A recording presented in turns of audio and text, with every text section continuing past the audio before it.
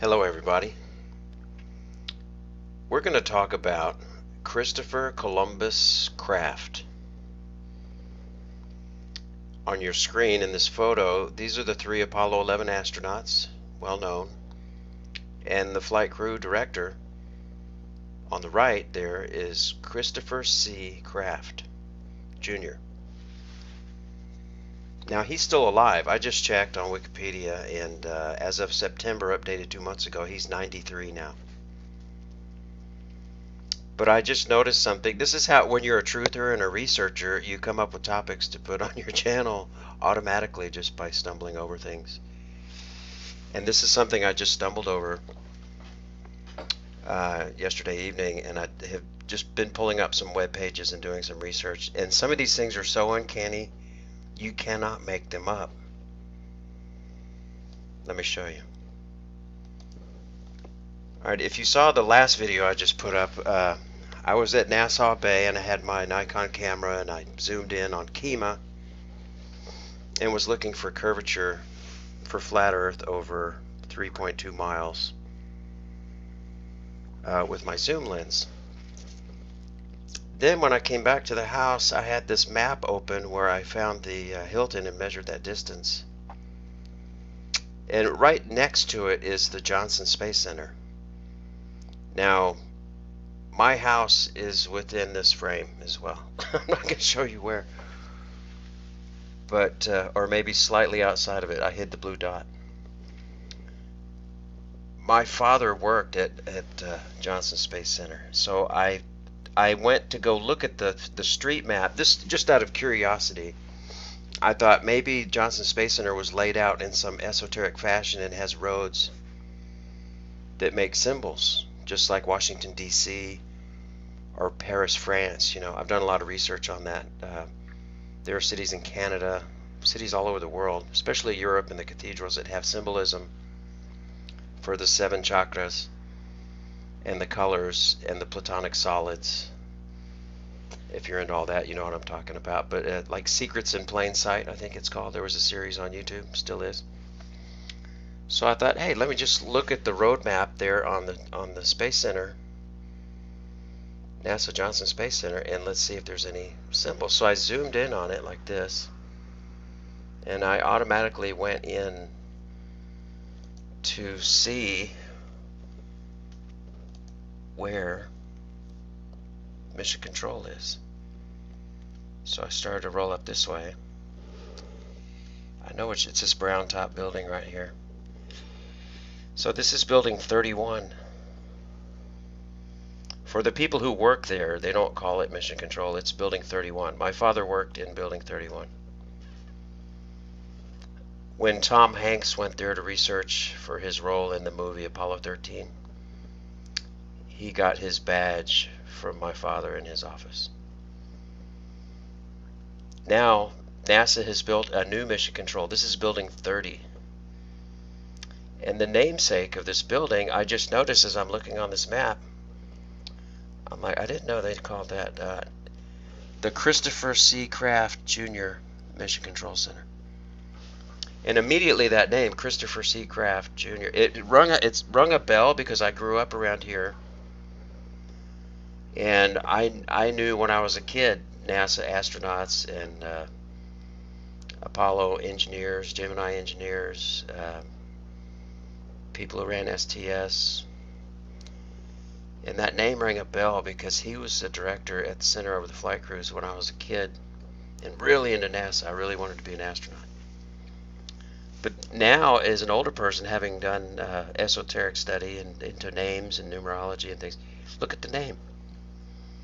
Now, this man's still alive, so I'm not going to say anything harsh. But that's uncanny. You cannot write this stuff. Christopher C. Craft Jr. Now, Craft, if you were to just take that, that's probably his real name, but he's obviously a junior. But I would say he came from a Masonic line of craftsmen, fellow craft, who knew how to name him Christopher C. And I remembered by studying the Georgia Guidestones that The person who commissioned the order for the Guidestones to be made, his name was Christopher C. So I looked that up. Georgia Guidestones. It's a granite monument erected in 1980 in Elbert County, Georgia, in the United States. A set of 10 guidelines inscribed on the structure in 8 modern languages, and a shorter message is inscribed at the top of the structure in 4 ancient language scripts. Okay, let's get into... In June 1979, a man using the pseudonym Robert C. Christian approached the Elberton Granite Finishing Company on behalf of a small group of loyal Americans and commissioned the structure. Boy, is that hypocritical or what? A small group of loyal Americans wrote these 10 commandments. Maintain humanity under 500 million in perpetual balance with nature.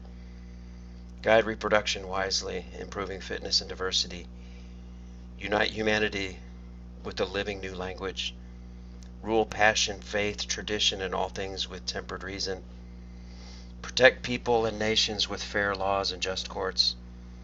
Let all nations rule internally, resolving external disputes in a world court. Avoid petty laws and useless officials.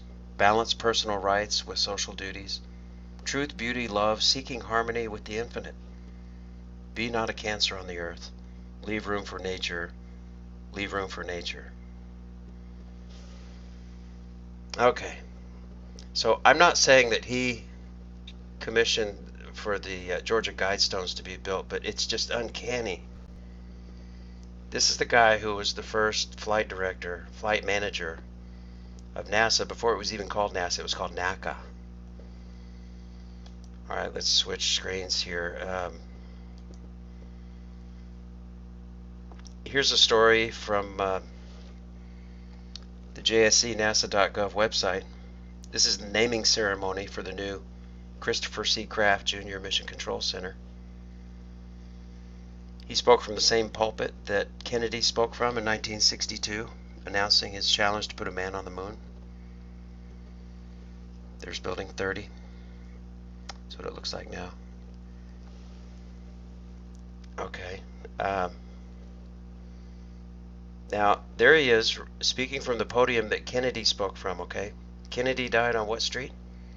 Kennedy died on Elm Street. What street does Mr. Kraft live on? Elm Street. You can't write this stuff, man. You can't make it up. I'm not saying anything. I'm not insinuating anything. I'm just noticing uncanny clues here, okay? Now, if you're watching my channel, you already know where I come from as far as my view on going to the moon and going to outer space. Oh, what else do we have? Then I found this page of NASA photographs. Now, look this up. If you look up for Commons, Wikimedia, not Wikipedia, commons.wikimedia.org. It says these are 33 files.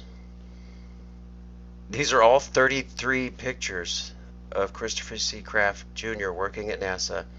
Out of 33 total files, this is the 33 pictures we're going to look at. This is him on the left with the cigar in his mouth.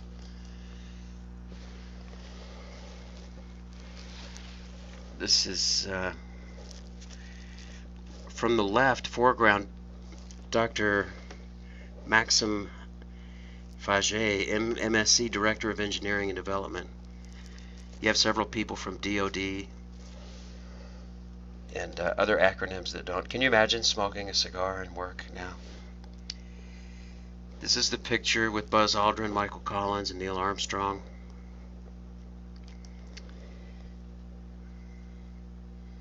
That was on the eve of the 50th anniversary, I think it said.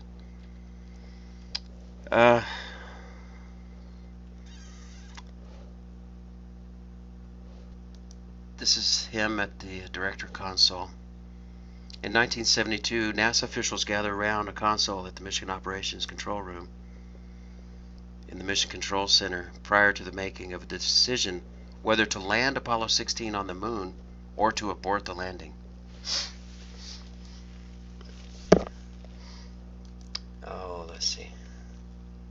This is his picture that's on the Wikipedia page from 1972.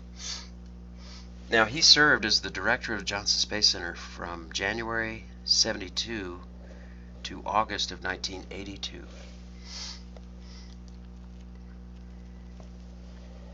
Okay. There's him speaking from that podium that Kennedy spoke from. Now, it says Dr. Christopher C. Kraft in 1972 during the Apollo 17 landing. He was the director of the Manned Spacecraft Center, which is now the Lyndon B. Johnson Space Center.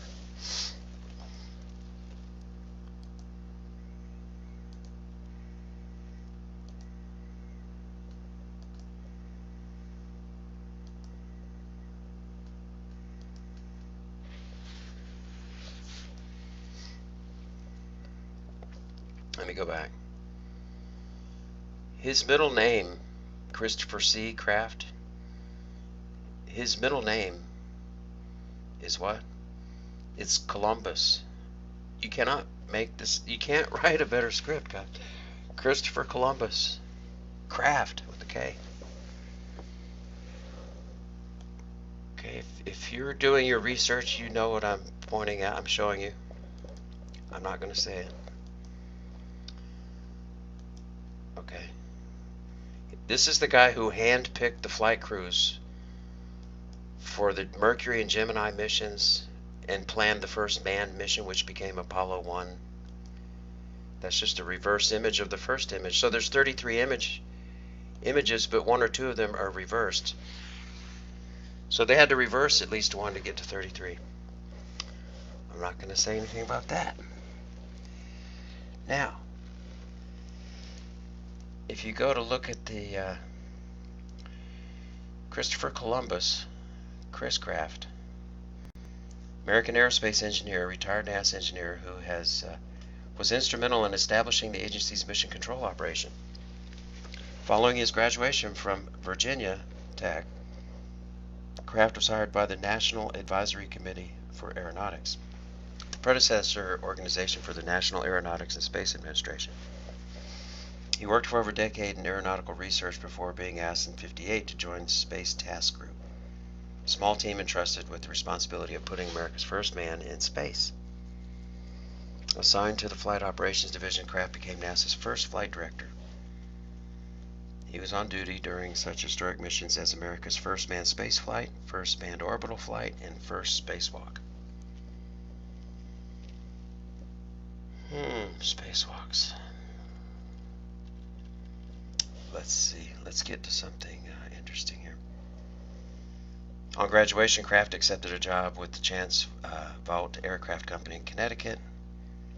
He had also sent an application to the National Advisory Committee for Aeronautics, NACA, a government agency whose Langley Research Center was located in Hampton, Virginia.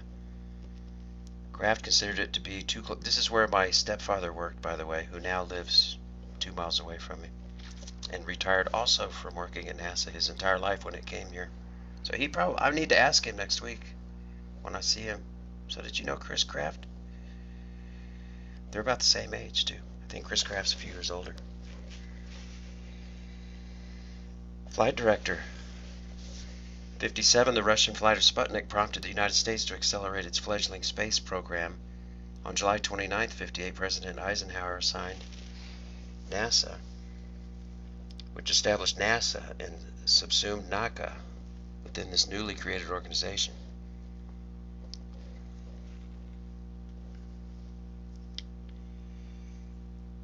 Oh, they formed and they became the original 35 engineers to be assigned to Project Mercury.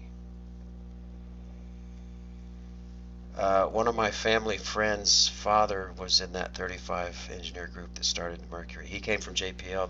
They used to live in Pasadena, California. So it talks about the Mercury missions, and basically this man handpicked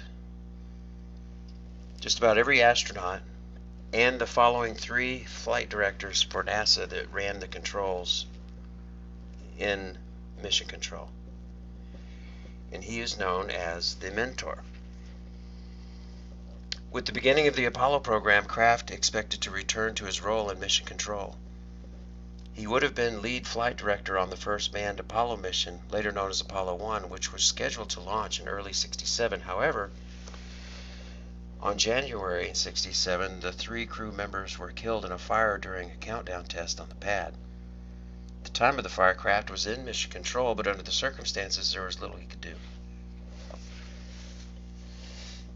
Some of you might know there were 4 people killed in that craft, allegedly.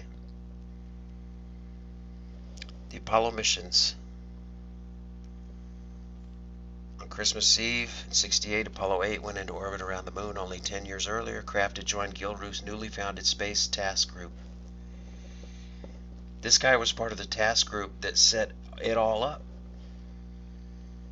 Kraft again found himself a spectator during the landing of Apollo 11, which he viewed from mission control, sitting with Gilruth and George Low.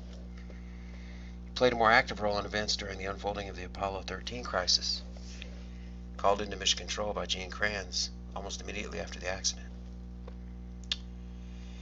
Kraft chaired the meeting of senior managers which decided the mode that Apollo 13 would use to return to Earth. Mentor. Many Apollo engineers later to become top managers themselves considered Kraft to have been one of the best managers in the program. He personally handpicked and trained an entire generation of NASA flight directors. Gene Kranz, the last of whom, referred to Kraft simply as the teacher. In the words of the space historians Murray and Cox, Kraft set the tone for one of the most striking features of flight operations: unquestioning trust, not of superiors by subordinates, but the other way around. Oh, this man made an impact on NASA. There he is, President Reagan touring mission control during STS-2, 1981. Kraft was named in '69 Deputy Director of Manned Spacecraft Center. In '72, he became the Director of MSC, replacing Gilruth.